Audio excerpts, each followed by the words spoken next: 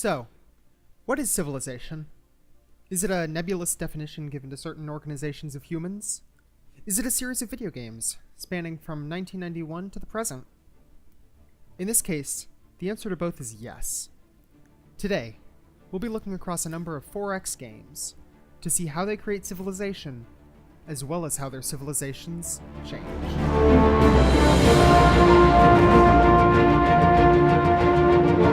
With the fall of the Cold War, a number of theories began to float around regarding the direction the world would take now that the Soviet Union had collapsed.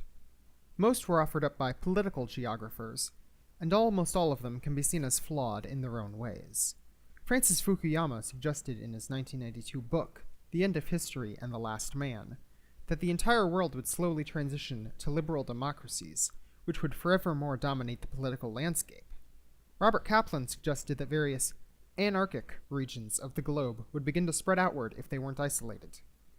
However, one of the more dominant theories was that put forward by Samuel Huntington in a 1992 lecture, and then in a 1993 article entitled The Clash of Civilizations. Huntington's text, which became rather influential in political spaces, stated that broader civilizations, rather than nations, would go on to become the primary actors in conflict with one another. He's rather nebulous and arbitrary when it comes to his designation of civilizations. For example, he says that Japan would be its own civilization, while grouping all of the West, whatever that means, together. But he nonetheless comes to a few strongly defined points. That conflict will happen primarily between civilizational groups, and that the differences are significant and static. To Huntington, there is real difference, one which can never be bridged, between the likes of Europe and the Middle East. And while this model of the world is obviously flawed, it nonetheless gained traction in the 90s, and particularly in the early 2000s. Saud Smiley's 2016 dissertation, The Clash of Civilizations Rhetoric in George W. Bush's Speeches, catalogs a number of instances where that rhetoric enters into mainstream political speech, and how it would go on to alter foreign policy. So, how we look at civilizations matters. But how do our games look at civilizations? 4X. Explore, expand, exploit, exterminate. The decades-old genre has tasked players with developing a faction through obtaining resources, researching technology, interacting with other factions, and hopefully coming out on top. I'm not planning on discussing the problematic elements of win conditions in these games, though presenting the idea that civilizations are inherently competitive, with only one capable of actually winning, does have plenty of baggage. The world has been convulsed by war. Many great and powerful civilizations have fallen, but you have survived and emerged victorious. Rather, I want to discuss how these games construct their factions, and how you are capable of changing your faction. How mutable civilization is.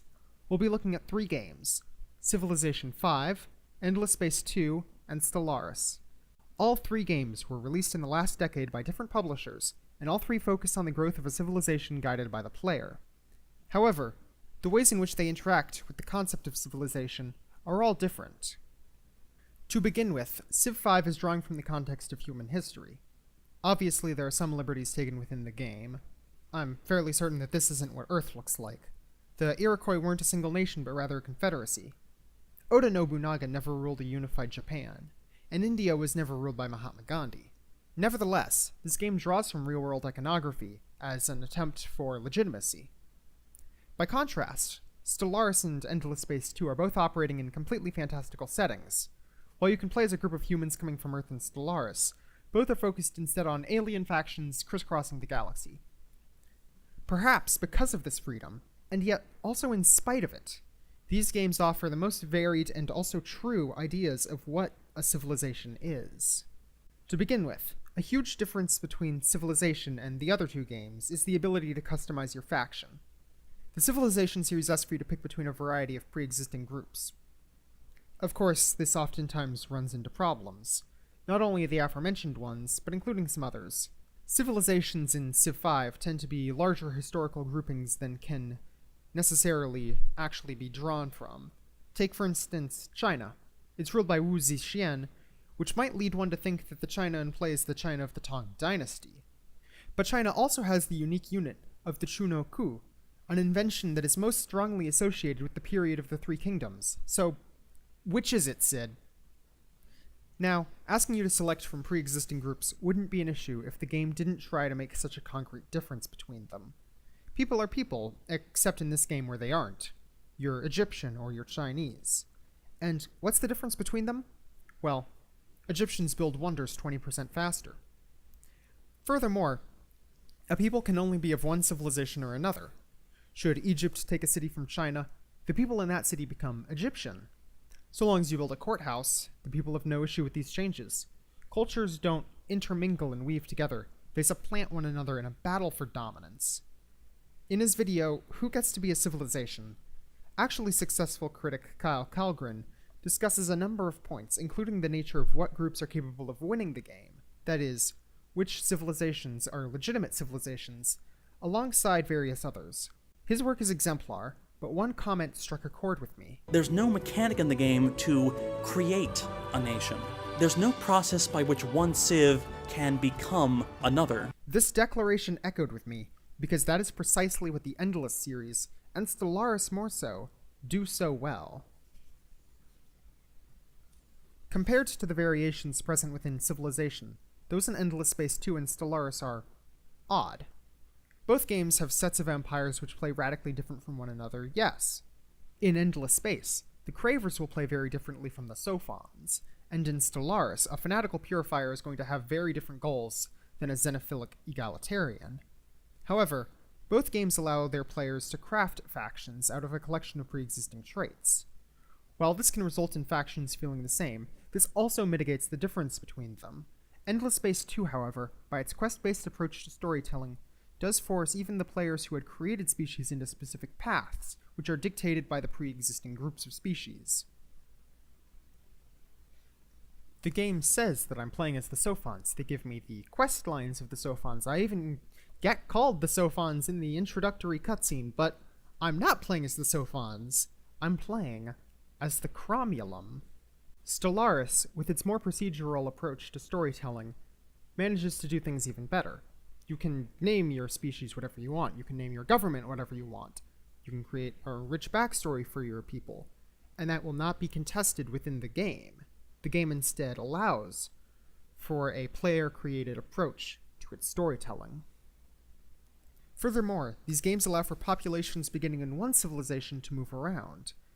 There can be intermingling, which blends and keeps groups from being static. In my game of Endless Space 2, I ended up having a large Horatio population on one of my planets, retaining their own identity even within my borders. In Stellaris, migration between empires is entirely possible, and when you take a planet, the population that had been previously living there will be very displeased, as well as retaining the ethics and cultural ideologies which they had previously held. Altogether, it produces a depiction of civilizations being made up by individual people who transcend the political boundaries in which they find themselves.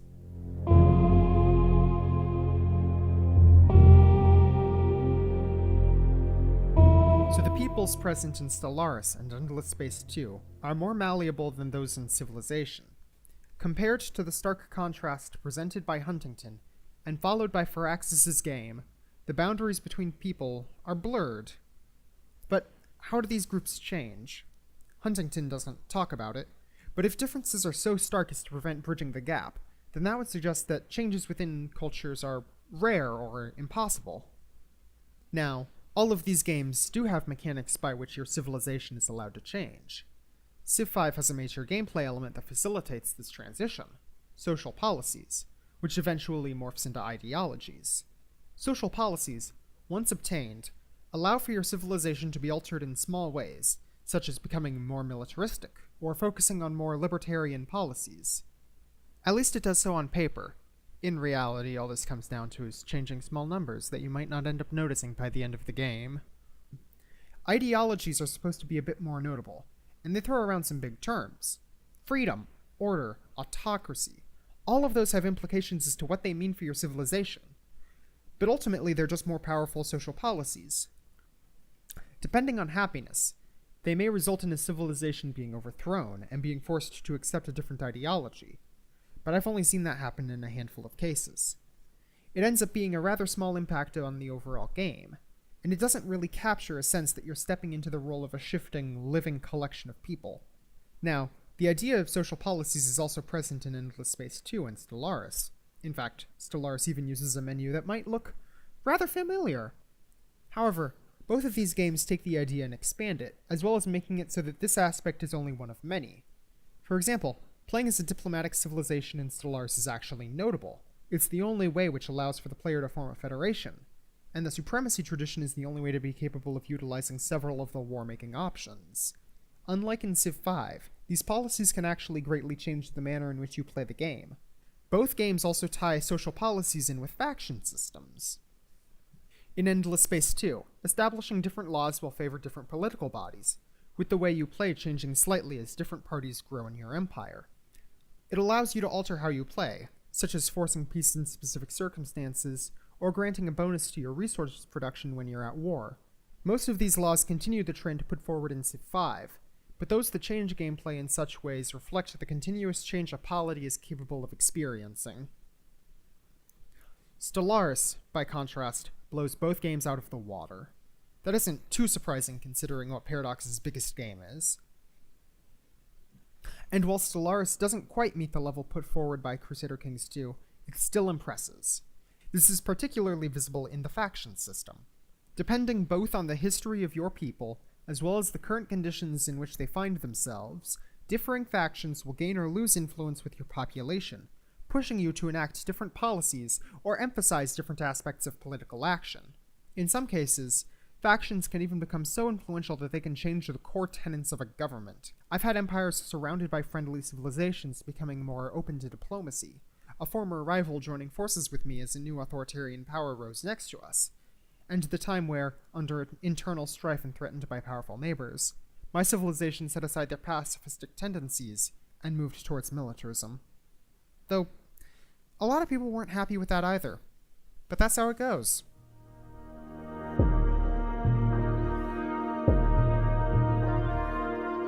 Throughout his piece, Huntington describes how the borders between civilizations, to quote, "Differences among civilizations are not only real, they are basic. Civilizations are differentiated from each other by history, language, culture, tradition, and most important, religion. But what does that actually mean?" I myself am Irish American. Both countries generally speak English. Both have a largely Christian background, yes, but they experience wildly different traditions and cultural events. There are further differences. Both countries are also home to a plethora of different languages. Ireland has its own native tongue, which is becoming more common with every year, and a 2015 survey by the Instituto Cervantes showed that over 50 million people in the United States speak Spanish. Furthermore, there are religious differences. Ireland is mainly Catholic, while the United States is heavily Protestant. And those who say that there aren't differences between the Catholics and the Protestants have clearly never heard of the 30 Years' War. Huntington doesn't have answers for situations like these. He just makes generalizations for why it probably isn't going to happen as intensely or as often. He doesn't give concrete examples of what actually makes a culture, or what happens as they morph and flow together. Instead of talking about what happens when people like myself exist, people who feel attached to multiple societal and cultural identities, he instead takes time to justify statements like, "Islam has bloody borders." The piece doesn't work because it fails to account for how the world actually works, and yet it was still influential. When 9/11 happened, statements like his one on Islam became accepted as those made by an oracle, rather than looking at the various economic, social, and political factors for what happened. It was tempting to reduce all the needed explanation down to those of civilizations. We see this in how Bush discusses the war on terror as being against the enemies of civilization. "You're either with us or against us," came an oft-repeated cry from the political chambers. By the end of his book, Huntington had narrowed the roles of civilization down into two groups, the West and the rest. It's this sort of reductive view that should be critically examined. Who are those others with whom we live on this planet? Or who are we? Where does one group of us end and another begin? And can there even truly be a division? It's a lack of this sort of nuance that should be looked at critically, for in emphasizing the differences between people, we can only lose. This isn't a diatribe on why Civilization is an evil series and that you can't play those games without enjoying them. I've certainly played far too much of them to say otherwise. But at the same time, the more problematic aspects of the work should be criticized, whether as a critic or as a fan.